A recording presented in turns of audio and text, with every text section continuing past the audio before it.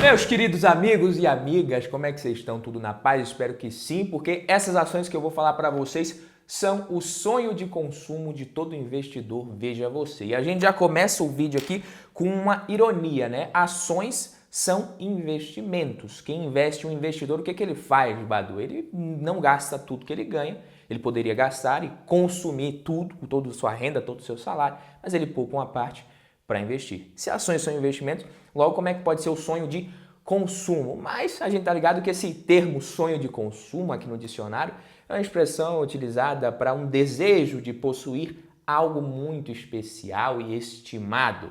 Olha o exemplo aqui, um carro é meu sonho de consumo. É um exemplo horroroso, você poderia colocar aqui TAE 11 a R$30 é o meu sonho de consumo, a R$28, mais ainda, Banco do Brasil, BBAS3 a R$28 é o meu sonho de consumo, Petrobras abaixo de 20 é sonho de consumo, mas aí a galera não ia entender, né? A maior parte das pessoas não sabe nem o que significa os tickers das ações, então vamos chamar o sonho de aporte de todo investidor. E por falar em sonho de consumo, em sonho de aporte, em sonho de tudo, o meu sonho de consumo e de youtuber é que todos vocês que acompanham esse canal, já são inscritos aqui, deixem os likes no vídeo. Então deixa o like nesse vídeo, você pode realizar o meu sonho sem gastar nada, fica de graça para você, mais barato do que Petrobras, Banco do Brasil, Taesa a R$20, é de graça, não custa nada, você vai lá, deixa o like e realiza o meu sonho. Então vamos lá. Mas quais seriam essas ações que são o sonho de consumo dos investidores? Se você acompanha aqui o canal, você sabe que eu sempre falo de ações baratas, boas pagadoras de dividendos, empresas com potencial. Então, o sonho de consumo dos investidores, as ações que são o sonho de qualquer investidor, seriam as ações boas e baratas. É o que todo mundo quer, né? É o que todo mundo busca quando vai procurar uma ação para investir. Uma ação boa e barata. E aí tem muito a ver com os múltiplos. A galera olha muito para essa parte dos múltiplos, para essa questão aqui dos múltiplos de valuation. P sobre L, P sobre VP, EV/EBITDA. Isso aqui é um filtro, sim, para você saber, às vezes, se determinada ação está barata. Vai depender do setor, da empresa, da sua fase ali do seu ciclo de vida. Cada um deles diz uma coisa. Então, se tem, por exemplo, o múltiplo de preço sobre lucro, o preço da ação com relação ao lucro por ação nos últimos 12 meses. O P sobre VP, o preço em relação ao valor patrimonial, do ponto de vista contábil. Pode ser um indicador muito interessante para alguns setores e para outros setores pode ser uma merda você olhar o PVP. O EV/EBITDA é o Enterprise Value, que é o market cap, o valor de mercado, mais a dívida líquida da empresa, se ela tivesse for positiva, né? Se for negativa você vai diminuir, dividido pelo EBITDA, que é uma proxy da geração de caixa, que desconsidera os juros, os impostos, a depreciação e a amortização. Se a empresa tem muita dívida, né? Se às vezes o lucro dela é muito impactado momentaneamente, dependendo do ciclo que ela está passando, do momento que ela está passando, mas ela tem um resultado operacional muito bom. Lá para frente, isso pode significar que ela vai conseguir ter um lucro também muito maior lá na frente. Então é um indicador que, dependendo do setor, você pode usar. Cada um deles, como eu disse, diz alguma coisa. Mas só ser barata é o suficiente? Somente uma ação ser barata, descontada, é suficiente? Sim ou não? Pode ser um bom investimento? Na minha opinião, sim. É suficiente. E o que eu considero uma ação barata? É uma ação com um bom potencial de retorno ajustado ao risco.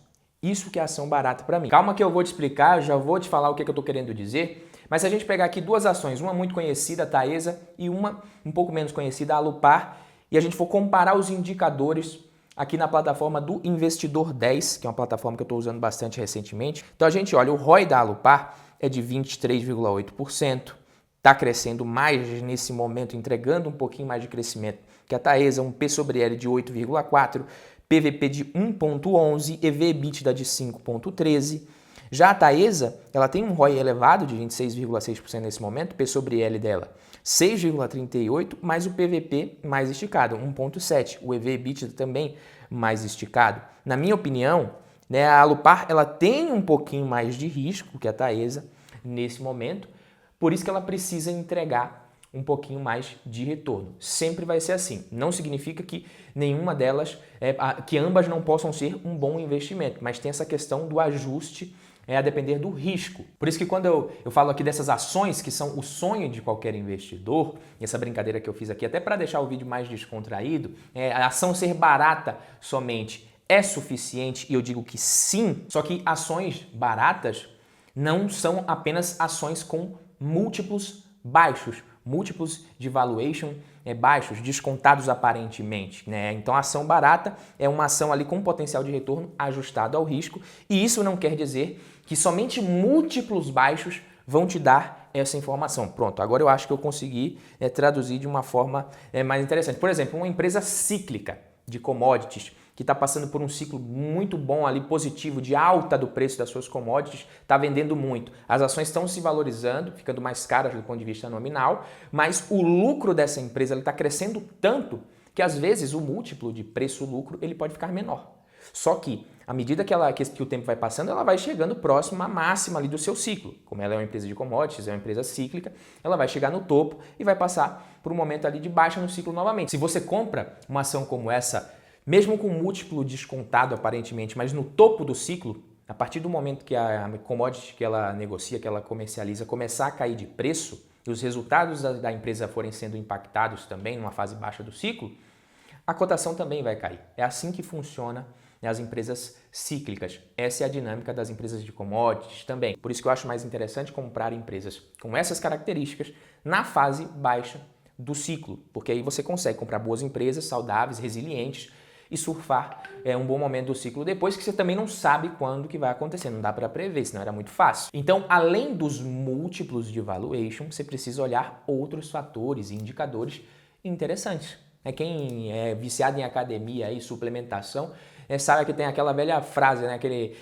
aquele meme lá, whey, malto, gluta e outras paradas. Então, aqui é P sobre L, PVP, V, EBITDA, dividend yield, e outros indicadores, e outras paradas, e outros fatores, tá? Então, eu colocaria aqui para um filtro básico, mas um filtro bem melhor do que apenas os múltiplos, você olhar a rentabilidade da empresa, junto com os múltiplos, e aí um bom indicador para você ver isso é o ROI, tem o ROIC também, mas o ROI é bacana. O endividamento ou alavancagem da empresa também tem um indicador que você pode utilizar, que é a dívida líquida sobre o EBITDA. Tem outros indicadores também, mas esses aqui são os mais comuns.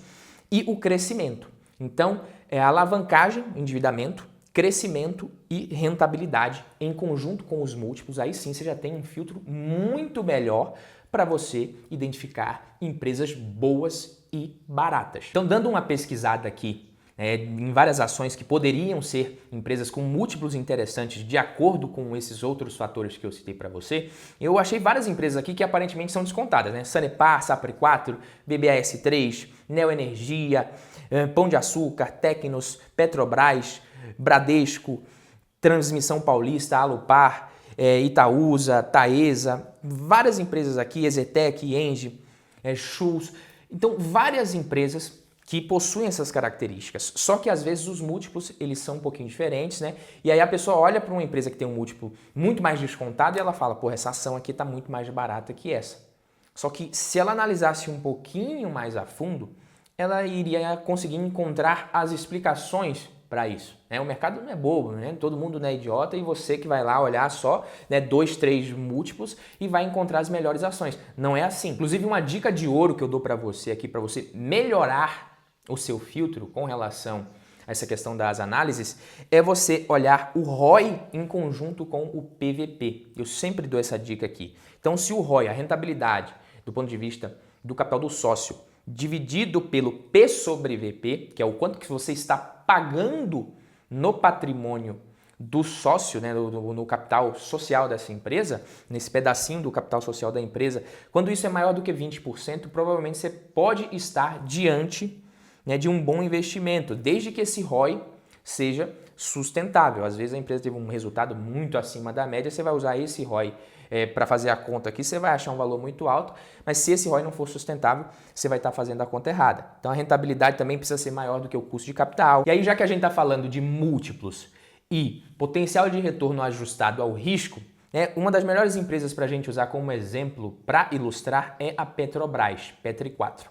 P sobre L de Petrobras é de 1,74, o PVP de 0,82, EV/EBITDA absurdamente baixo de 1,62. Isso aqui, para as empresas do setor globalmente, é de graça, descontadíssimo. Dividend yield, 72,4% e um ROI, pasmem, de 47,58%. Se você pegar os números da Petrobras, esses indicadores aqui que eu acabei de citar para vocês, e dá para qualquer analista do mundo e falar o que ele acha, é esconder o ticker da ação, esconder, não falar qualquer empresa, mandar ele olhar só os múltiplos, um analista dos Estados Unidos, analista de valores imobiliários da Europa, de qualquer lugar do mundo, a pessoa que esteja acostumado a analisar ações, ele vai falar depende, porque todo mundo fala depende, né? Se ele for bom mesmo, ele vai falar depende, que ninguém coloca, né, a mão no fogo assim antes de ver qual que é a empresa, mas é inegável que ele vai falar, olha, tá muito descontado, tá muito barato, tá muito estranho. Se você falar, é uma empresa de petróleo, aí ele vai falar, porra, tá muito barato, tá muito estranho isso daqui. Aí você fala que é a Petrobras, e ele conhecer a Petrobras, ele vai te falar, olha, tem o risco político, esse ROI também não é sustentável, esse ROI não vai ser o ROI da empresa, né, nos próximos anos, ao longo dos próximos 10 anos, a empresa não vai manter isso. Esse crescimento de receita, de lucro que ela teve nos últimos anos, isso não vai acontecer também daqui para frente. Isso não é porque a empresa está ficando muito boa, muito melhor, é porque ela era muito ruim um tempo atrás, muito ruim um tempo atrás. Então ela está agora fazendo a obrigação. E tem o risco também dela parar de fazer isso e voltar para a direção errada, voltar a nadar contra a maré às vezes, o risco de intervenção política. Quem já é investidor de longa data da Petrobras vai saber do que eu estou falando aqui. Às vezes, o investidor ele fica torcendo para o barril de petróleo não subir muito, para subir um pouquinho ali e ficar naquele preço bacana. Qualquer empresa produtora de commodities, produtora de petróleo privada no mundo inteiro, ela vai se beneficiar de uma alta no preço do petróleo. Ela vai ganhar muito dinheiro. O investidor de Petrobras ele fica ali, porra, se subir demais, o governo ele vai começar a querer interferir, a população vai começar a reclamar, porque o petróleo impacta diretamente na inflação. E aí você tem o governo como o maior, como acionista majoritário, como controlador de uma empresa dessa. Quando o governo interfere, ele não tem retorno do ponto de vista de investimento, do ponto de vista da empresa crescer, gerar, pagar dividendos, mas ele tem um retorno político. O investidor, o sócio minoritário, ele não tem retorno político nenhum, ele só se lasca mesmo. E antes da gente ver as 5 ações que eu separei aqui para mostrar para vocês, para dividir com vocês e por que seria um bom investimento de acordo com alguns fatores interessantes para cada uma, vamos ver 2 ações aqui do setor elétrico, né, que podem ser bons investimentos, que podem ser boas opções de investimento nesse momento, que podem ser ações baratas, cada uma no seu preço. A gente tem Alupar e Neo Energia. Alupar, P sobre L de 8,43, ROI de 23%, mais de 23%, PVP 1,11. O ROI sobre PVP, aquela dica que eu dei, de 21,47. E a Neo Energia, PVP de 0,7, muito mais descontada, P sobre L de 4 vezes, muitíssimo mais descontada, metade do P sobre L, menos da metade, e um ROI de 17,64%, um ROI menor. Aí você vai olhar essas 2 empresas aqui, se você olhar só o ROI, você vai achar que a Alupar é melhor, se você olhar só os múltiplos, você vai achar que a Neo Energia é o melhor investimento, mas quando você pondera essas coisas, a Neo Energia é com potencial de entregar um retorno maior, só que o risco é maior também, então sempre existe o risco. Por que esse potencial maior? Porque ela está muito mais descontada.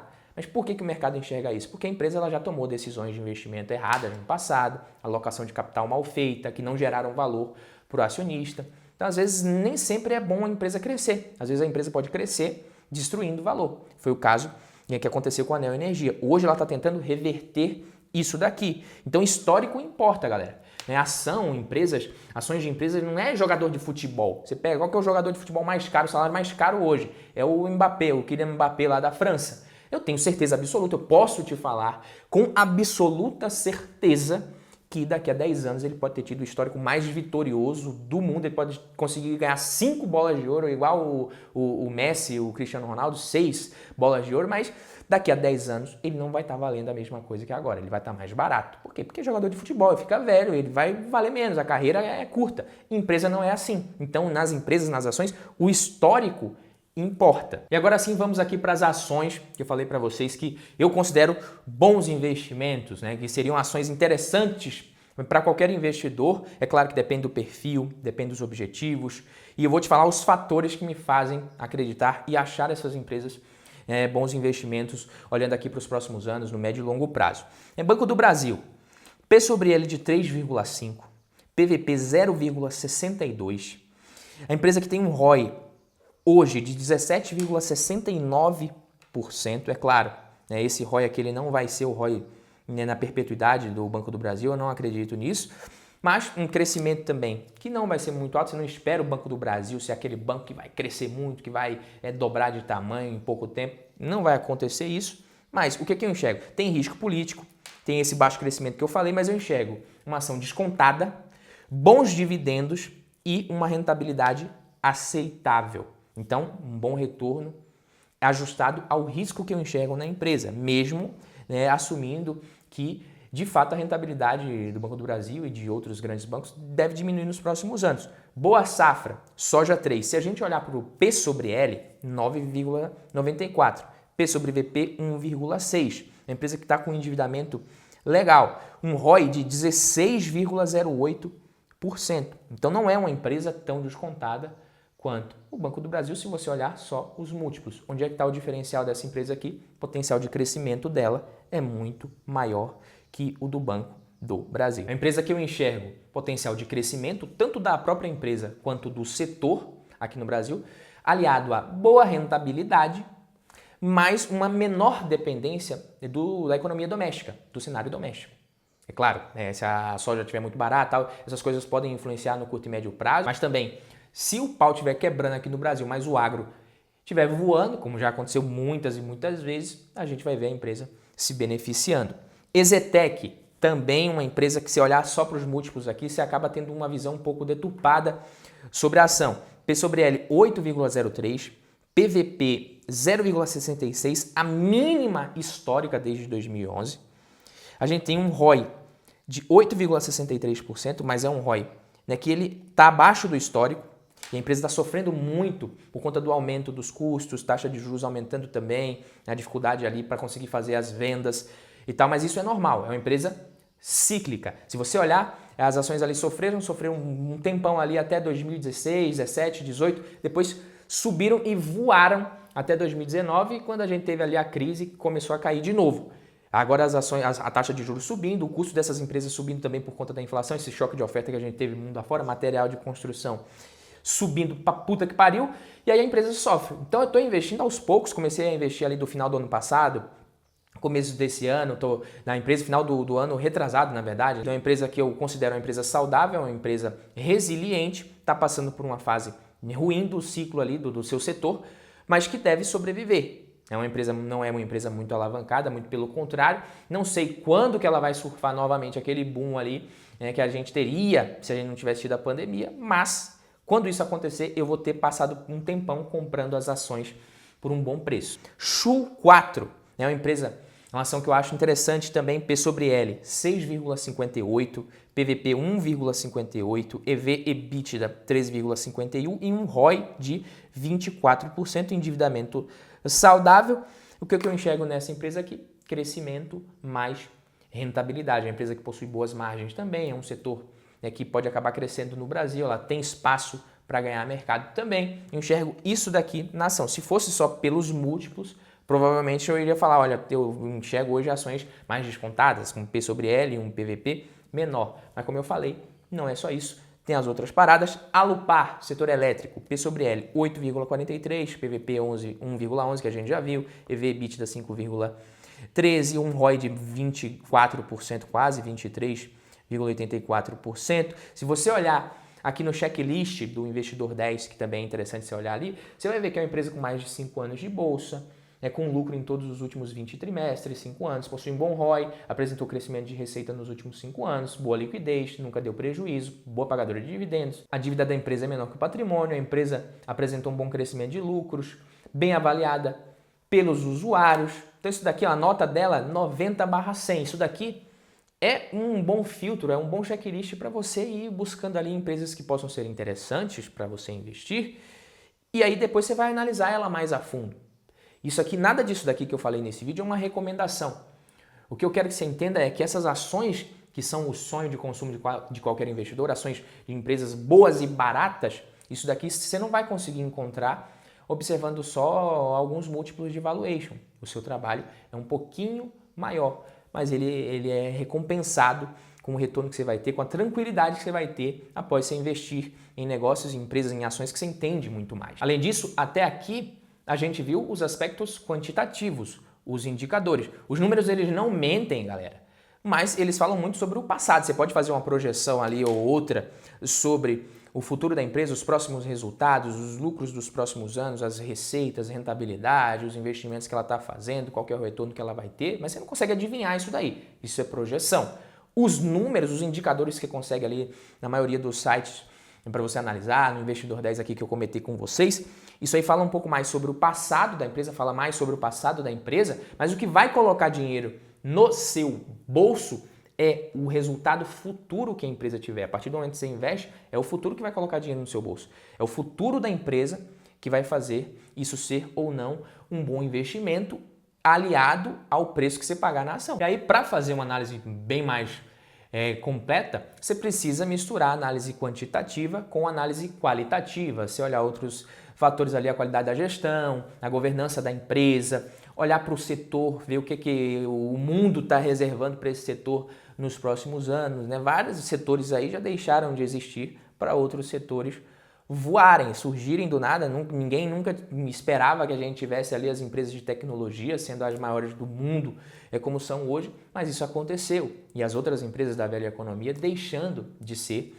as maiores empresas do mundo. Então você tem que juntar essas duas coisas aí para você conseguir encontrar boas ações, fazer bons investimentos. E além disso, você precisa diversificar, porque algumas empresas que você vai escolher, por mais que você seja muito criterioso, no longo prazo elas não serão bons investimentos. Às vezes você vai ter um retorno meio medíocre ali, meio pífio, às vezes vai dar até um prejuízo, uma ação ou outra, 3 ações da sua carteira, mas a sua carteira ela vai ter um bom desempenho porque você diversificou fazendo boas escolhas, investindo em boas empresas, já que você vai ter algumas empresas que o desempenho não vai ser tão bom, mas outras vão entregar um retorno, um desempenho maior do que o que você esperava quando você colocou na carteira, quando você começou a investir. Você só não pode deixar o desempenho ruim de alguns ativos influenciar na gestão que você faz do seu patrimônio. Provavelmente eu vou fazer um vídeo também falando sobre essa questão da análise qualitativa. A gente focou muito em análise quantitativa aqui nesse vídeo, vimos muitos indicadores, muita coisa que vocês pediram recentemente para eu fazer vídeo analisando na prática, mostrando aqui os indicadores. Vou trazer um vídeo na semana que vem, nessa semana ainda ou na outra, sobre análise qualitativa. Por hoje é só, fico por aqui. Se você gostou, aí sim, deixa o like, não esquece, se inscreve aqui no canal se você não estiver inscrito ainda e fica com esses conteúdos que estão aparecendo aqui do lado para você. Tamo junto, valeu papai!